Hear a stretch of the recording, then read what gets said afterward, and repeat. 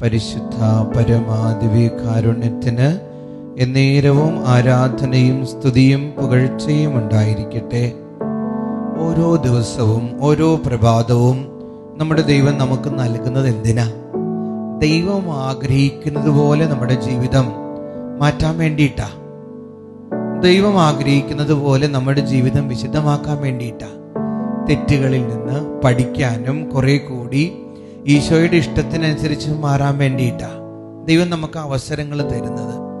നമ്മുടെ ജീവിതത്തിൽ ദൈവം തരുന്ന ഓരോ ദിവസങ്ങളാകുന്ന അവസരങ്ങൾ വിനിയോഗിക്കാനായിട്ട് നമുക്ക് ഓരോരുത്തർക്കും സാധിക്കട്ടെ.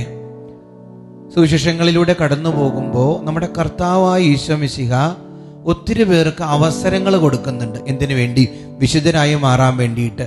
യൂദാസ് കറിയോത്തയ്ക്ക് അവസരം കൊടുക്കുന്നുണ്ട്, കർത്താവിനെ ഒറ്റിക്കൊടുക്കാതിരിക്കാൻ വേണ്ടിയിട്ട്. കർത്താവ് അന്ത്യത്താഴ സമയത്ത് പറയുമല്ലോ, ഞാൻ ആർക്കാണ് ഈ അപ്പം വീഞ്ഞിൽ മുക്കി നൽകുന്നത്, അവനാണ് എന്നെ ഒറ്റിക്കൊടുക്കാൻ പോകുന്നത്. എന്നിട്ട് വീഞ്ഞിൽ മുക്കി അവനാണ് യൂദാസ് കറിയോത്തക്ക കൊടുക്കണേ. ഒരവസരം കൊടുക്കുകയാ. എന്തിന്?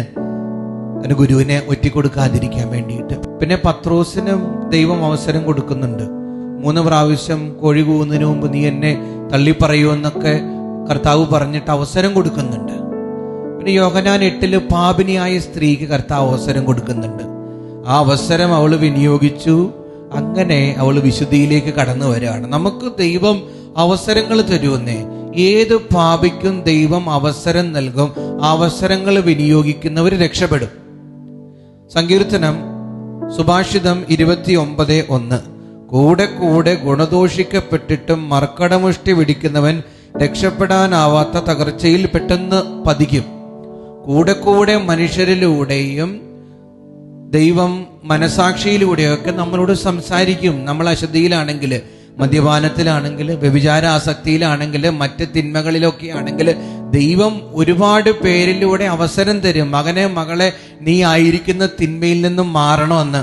പക്ഷെ അഹങ്കാരം മൂലം നമ്മൾ അതനുസരിക്കാതിരുന്ന രക്ഷപ്പെടാനാവാത്ത തകർച്ചയിലേക്ക് നമ്മൾ പോകും. അതുകൊണ്ട് എളിമപ്പെടാം.